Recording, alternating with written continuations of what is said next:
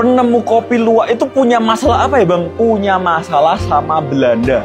Dulu di era tanam paksa, semua hasil kopi itu harus diserahkan ke Belanda. Nah, warga lokal yang kerja di perkebunan kopi itu nggak bisa dapat hasil panennya sama sekali. Makanya pas tahu kalau luwak itu doyan makan kopi dan kopinya itu nggak hancur dicerna, dikumpulinlah itu kopi-kopi dari spesies luwak. Secara kolektif orang-orang itu ngumpulin kopi-kopi dari spesies luwak. Diem-diem jangan sampai orang Belanda tahu. Hasilnya itu dikeringkan, disangrai, digiling, diseduh. Karena mereka nggak bisa menikmati kopi hasil panen, ya udah mereka menikmati kopi dengan cara itu.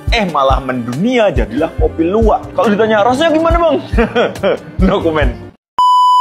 Pernah nyobain kopi lelet khas Lasem Rembang belum bang? Duh, sebagai orang yang punya istri dari Rembang, haram hukumnya kalau belum pernah nyobain kopi lelet. Ya jelas pernah lah. Di Rembang Kota bahkan kopi lelet itu ada di mana-mana, dijual di mana-mana. Di warkop pinggir jalan ada, di kafe-kafe ada, bahkan di toko kelontong itu ada yang jual kopi lelet. Dibikinin bukan cuma kopi bubuknya. Faktanya sajian kopi bubuk hitam pekat ini sudah dinikmati sejak zaman Belanda. Kopi lelet dibuat dari biji kopi yang disangrai hitam kemudian ditumbuk sampai halus. Proses numbuknya itu sampai 7 kali biar kopinya benar-benar halus. Setelah jadi kopi bubuk itu bisa dinikmati dengan 2 cara. Pertama ya ditubruk seperti biasa, dan kedua nanti setelah kopi tubruknya itu diminum cairannya sampai tandas, sisa-sisa endapan kopinya yang super halus itu bisa dioleskan di rokok kemudian dihisap. Fungsinya apa? Konon bisa menambah cita rasa dari rokok tersebut. Plus bisa membuat rokoknya menjadi lebih awet. Jadi buat orang-orang yang nggak bisa ngopi tanpa ngerokok setelahnya, berbahagialah saat minum kopi lelet. Karena kopinya bisa dinikmati 2 kali. Minum kopi kok cepet habis? Itu ngopi atau haus? Biasanya tuh paling benci kalau ada orang ngomong kayak gitu. Aku tim yang kopi enak harus cepet dihabisin. Tapi untuk kopi yang satu ini berbeda. Aku setuju kopi harus dinikmati perlahan-lahan. Inilah kopi kop dari Aceh. Udah lihat nggak kopi yang penyajiannya itu dibalik? Nah, itu kopi kop. Simpelnya itu kopi tubruk, yang kadang juga tubruk dan susu, yang kemudian atasnya itu ditutup piring kecil, kemudian dibalik, sehingga bentuknya mirip topi. Itulah kenapa namanya kopi kop. Kopi itu kopi, kop itu kopi. Nanti kopinya itu bakal keluar dikit-dikit dan kita bisa meminumnya dengan sedutan perlahan-lahan. Sebenarnya bisa nggak pakai sedutan, tapi kalau orang yang ceroboh kayak aku, paling cuma tumpah. Makanya minum kopi kop itu nggak bisa cepet-cepet, nggak bisa itu. Lama, take away. Nggak bisa. Kecuali kamu take away juga gelas dan piringnya, itu baru bisa.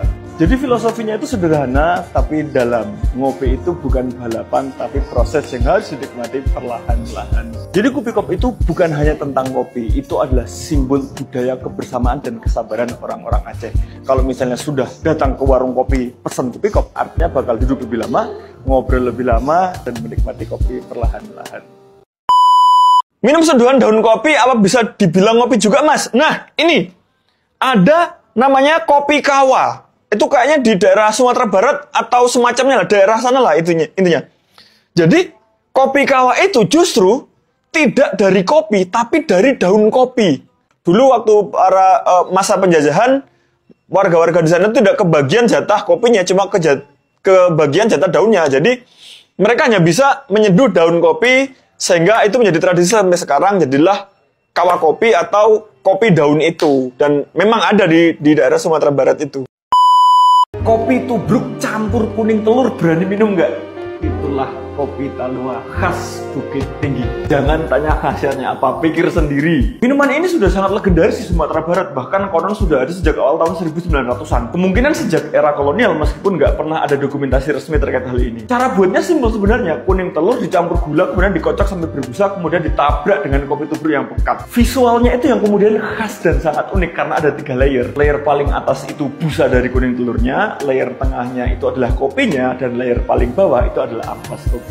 Dan yang menarik di warkop-warkop Bukit Tinggi dan Padang dan sekitarnya itu bikin kopi Talua itu soal gengsi. Semakin tebal dan halus busa kuning telurnya, kopinya semakin dihargai. Sayangnya semakin kesini popularitas kopi Talua itu mulai menurun di kalangan anak muda karena mendapatkan cap sebagai kopi orang tua. Meski begitu, beberapa coffee shop modern di sekitar sana mulai mencoba memodernisasikan kopi Talua. Kopi Talua dimodifikasi menggunakan espresso, gula aren, dan tetap menambahkan kuning telur yang sudah dikocok sampai berbusa. Jadi gimana? Kira-kira kamu berani nggak minum kopi yang sudah dicampur kuning telur kayak gini?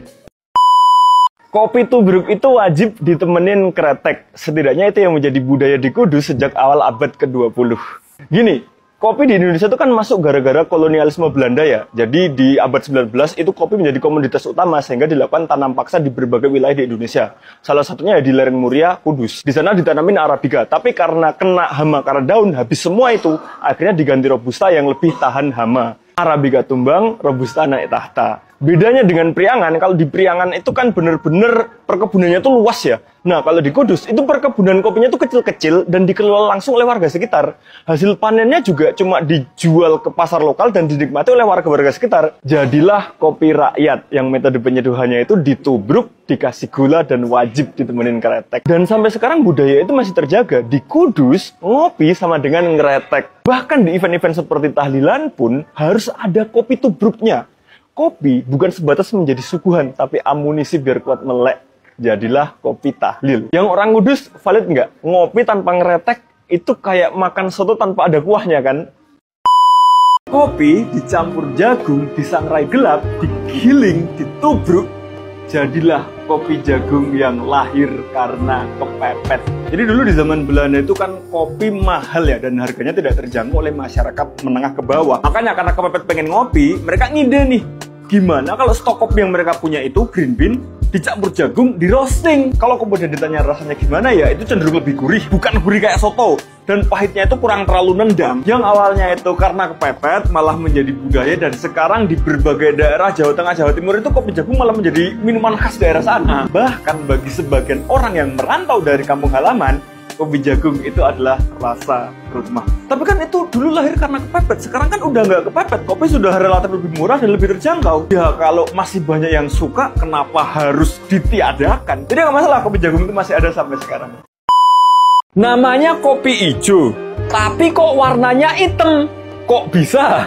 Itulah kopi ijo khas Tulungagung. Jadi banyak yang mengira kopi ijo itu karena disangrai setengah matang sehingga pas diseduh masih ada warna ijonya. Tapi nyatanya enggak, kopinya di roasting sampai gosong. Terus kenapa bisa dibilang kopi ijo? Ada yang bilang bahwa dulu memang penyangraiannya itu setengah matang sehingga masih ada warna hijaunya. Tapi semakin kesini semakin gelap penyangraiannya. Tapi namanya tetap kopi hijau. Dan satu lagi, beberapa warkop memang melakukan praktik mencampurkan kopi dengan kacang hijau pas diseduh.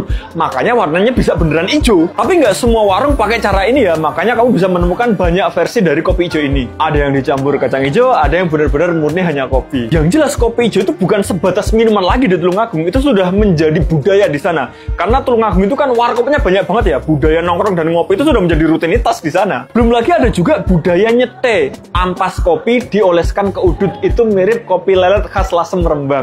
Jadi kopi hijau itu bisa gosong, bisa beneran hijau karena dicampur kacang hijau, tetapi apapun itu, kopi hijau Tulungagung tetap menjadi ikon budaya ngopi di Tulungagung.